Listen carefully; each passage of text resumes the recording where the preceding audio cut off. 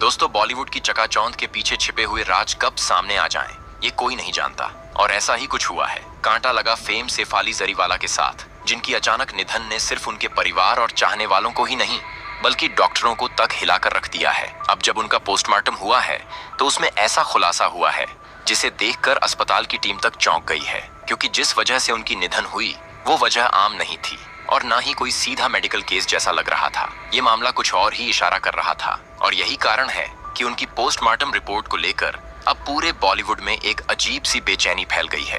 Police ने तो अपनी जांच शुरू कर ही दी थी, लेकिन अब डॉक्टरों की टीम भी खुद सोच में पड़ गई है कि एक फिट और एक्टिव एक्ट्रेस जिसकी उम्र सिर्फ 42 साल थी, वो अचानक ऐसे कैसे गिर पड़ी और बिना किसी गंभीर बीमारी के कैसे उसकी मौत हो गई। लेकिन अब जो रिपोर्ट सामने आई है उसने इस पूरे मामले की दिशा ही बदल दी है। दोस्तों, शुरुआत होती है उस दिन से जिस दिन सैफ की मौत हुई, यानी 27 जून की सुबह से। उस दिन उनके घर पर सत्यनारायण पूजा रखी गई थी और खुद सैफ ने व्रत रखा था।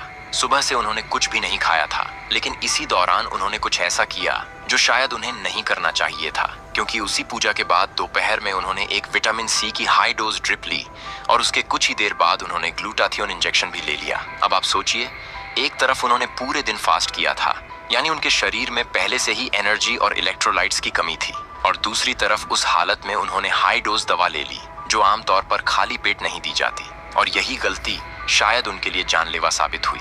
रात को करीब 10 बजे के आसपास उनके पति पराग त्यागी के अनुसार सैफ अचानक बेहोश हो गईं। उन्हें सांस लेने में तकलीफ हो रही थी और वो हकलाने लगीं। उनकी आवाज धीमी हो गई और वो गिर पड़ी। आनन फानन में उन्हें अंधेरी के बेलव्यू अस्पताल ले जाया गया, लेकिन तब तक बहुत देर हो चुकी थी। डॉक्टरों ने उन्हें मृत घोषित कर दिया और तब से ही पूरा देश हैरान था कि एक एक्टिव और हेल्दी एक्ट्रेस की मौत ऐसे कैसे हो सकती है। शुरुआत में सभी को यही लगा कि शायद कार्डियक अरेस्ट हुआ होगा, क्योंकि लो बीपी और खाली पेट में ड्रग्स लेने से ऐसा होना संभव है। लेकिन जब पोस्टमार्टम हुआ तो जो रिपोर्ट आई उसने सारे कयासों को गलत साबित कर दिया, क्योंकि डॉक्टरों ने पाया कि सैफ के शरीर में कुछ ऐसे रासायनिक तत्व मौजूद थे जो आमतौर पर बॉडी में नहीं होते और ना ही वो दवा के सामान्य हिस्से होते हैं। और जब इन पर रिसर्च शुरू हुई तो पता चला कि ये तत्व कुछ खास ब्यूटी ट्रीटमेंट्स और हार्मोनल इंजेक्शन में इस्तेमाल किए जाते हैं। अब डॉक्टर हैरान थे कि सैफ को ये हार्मोनल कंपाउंड किसने दिया, क्योंकि रिपोर्ट में ये भी सामने आया कि ये कंपाउंड खाली पेट में लेने पर बेहद खतरनाक साबित हो सकता है। इससे न केवल हार्ट बीट अनियमित हो जाती है, बल्कि शरीर का ब्लड प्रेशर भी अचानक गिर जाता है, और यही शायद सैफ के साथ हुआ। लेकिन सवाल ये है कि ये सब किसके कहने पर हुआ? क्या सैफ को इसकी जानकारी नहीं थी या फिर किसी ने उन्हें ये सलाह दी थी? अब पुलिस और फोरेंसिक टीम ने जांच तेज कर दी है और सबसे पहले उस मेडिकल एजेंसी को ट्रैक किया जा रहा है जिससे सैफ को ये इंजेक्शन और ड्रिप मिली थी। फोरेंसिक एक्सपर्ट्स ने उनके घर से मिले ग्लूटाथियोन इंजेक्शन और ड्रिप की खाली बोतलों को जब्त कर लिया है और उनकी लैब में जांच हो रही है।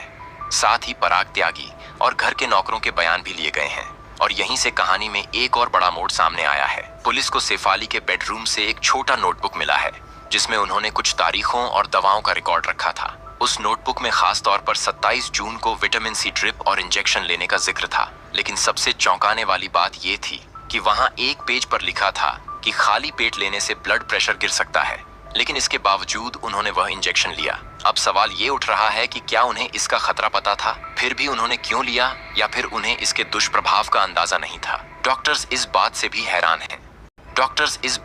हैरान हैं कि एक पढ़ी लिखी समझदार महिला जो हेल्थ और फिटनेस को लेकर इतनी सजग थी, वो ऐसी गलती कैसे कर सकती है? क्या किसी ने उन्हें गलत जानकारी दी? क्या कोई सेल्फ मेड ब्यूटी एक्सपर्ट या सोशल मीडिया ट्रेंड्स का असर था? क्योंकि आजकल बहुत से लोग सोशल मीडिया पर दिखाए गए ट्रेंड्स के पीछे बिना सोचे समझे कुछ भी फॉलो कर लेते हैं, और शायद सैफ भी उसी का शिकार हो गईं। इन सब के बीच सबसे चौंकाने वाला बयान आया अस्पताल के उस डॉक्टर का जिसने सबसे पहले सैफ को देखा था। उन्होंने बताया कि जब सैफ को लाया गया तो उनकी नब्ज नहीं चल रही थी, आंखें खुली थीं लेकिन रिएक्शन नहीं दे रही थीं, और उनकी त्वचा पर एक अजीब सी पीलापन था जो आम हार्ट अटैक में नहीं देखा जाता। उन्होंने कहा कि उन्होंने अपने करियर में कई हार्ट फेलियर केस देखे हैं, लेकिन सैफ जैसा केस पहली बार देखा है। अब डॉक्टरों की टीम ने पोस्टमार्टम रिपोर्ट के आधार पर एक मेडिकल कमेटी बनाई है जिसमें सबसे पहले उन्होंने सैफ के ब्लड और बॉडी के सैंपल्स को फिर से अलग अलग लैब में चेक कराया, और वहां से जो रिपोर्ट आई उसने डॉक्टर्स को भी हैरान कर दिया, क्योंकि उस रिपोर्ट में ऐसे केमिकल्स निकले जो आमतौर पर शरीर में नहीं पाए जाते और न ही वो कोई नॉर्मल दवा के हिस्से होते हैं। बल्कि वो चीजें उन ब्यूटी ट्रीटमेंट्स में मिलती हैं जो स्किन को चमकदार दिखाने के लिए दिए जाते हैं, और ये चीजें अगर खाली पेट ली जाएं तो जानलेवा भी हो सकती हैं। अब सवाल ये उठ रहा है कि ये दवाएं शेफाली के पास आई कहां से? क्या किसी डॉक्टर ने उन्हें ये प्रिस्क्राइब किया था या किसी ने उन्हें बहला फुसलाकर ऐसा करने को कहा? अब पुलिस की टीम ने सबसे पहले उन लोगों को ट्रैक करना शुरू किया जो पिछले कुछ महीनों से शेफाली के घर पर आते थे। पता चला कि एक शख्स जो खुद को ब्यूटी एक्सपर्ट बताता था वो हफ्ते में एक बार उनके घर जाता था, लेकिन जब उसके बारे में और जानकारी निकाली गई तो पता चला कि उसके पास कोई डिग्री या मेडिकल एक्सपीरियंस नहीं है।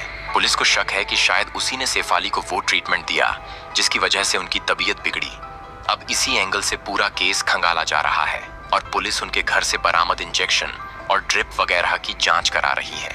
साथ ही लैपटॉप और मोबाइल भी जब्त कर लिए गए हैं ताकि देखा जा सके कि उन्होंने इंटरनेट पर क्या सर्च किया था और किन लोगों से बात की थी। जब उनके बैंक स्टेटमेंट की जांच की गई तो 2 प्राइवेट ब्यूटी क्लिनिकों को पेमेंट हुआ था जो किसी अस्पताल से जुड़े नहीं थे, बल्कि वो ऐसे क्लिनिक थे जो सिर्फ ऑनलाइन चलते हैं और उनके पेज पर दिखाया जाता है कि सेलिब्रिटीज भी उनसे ट्रीटमेंट लेते हैं। अब पुलिस ये पता कर रही है कि क्या शेफाली सच में वहां गई थी या उन्होंने बस प्रोडक्ट्स ऑनलाइन मंगवाए थे।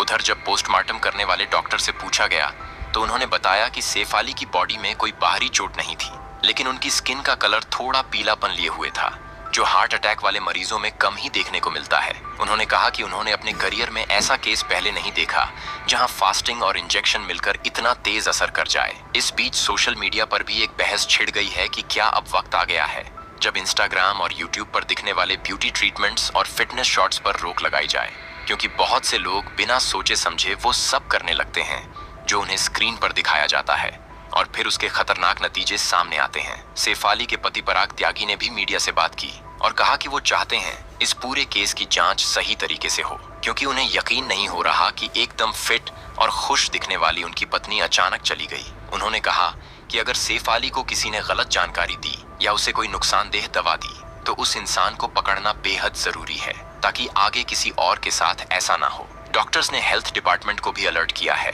और सलाह दी है कि ऐसे ब्यूटी ट्रीटमेंट्स को रेगुलर किया जाए और जो लोग बिना मेडिकल एक्सपर्टीज के खुद को ब्यूटी एक्सपर्ट बताते हैं उनके खिलाफ सख्त कार्रवाई हो, क्योंकि अब ये सिर्फ एक ब्यूटी का मामला नहीं रह गया बल्कि लोगों की जान से जुड़ा सवाल बन गया है। हालांकि एक बात अब तय हो गई है कि शेफाली की मौत सिर्फ एक नॉर्मल हार्ट अटैक नहीं था, बल्कि इसके पीछे कई ऐसी चीजें छुपी थीं जो धीरे धीरे सामने आ रही हैं।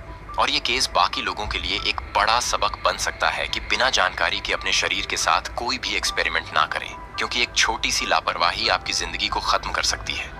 तो दोस्तों, आज के लिए बस इतना ही। हालांकि आपका इस मुद्दे पर क्या कहना है? क्या आपको भी लगता है कि शेफाली की मौत इन्हीं दवाइयों की वजह से हुई है या फिर ये एक नेचुरल डेथ थी? हमें अपनी राय नीचे कमेंट में जरूर बताएं।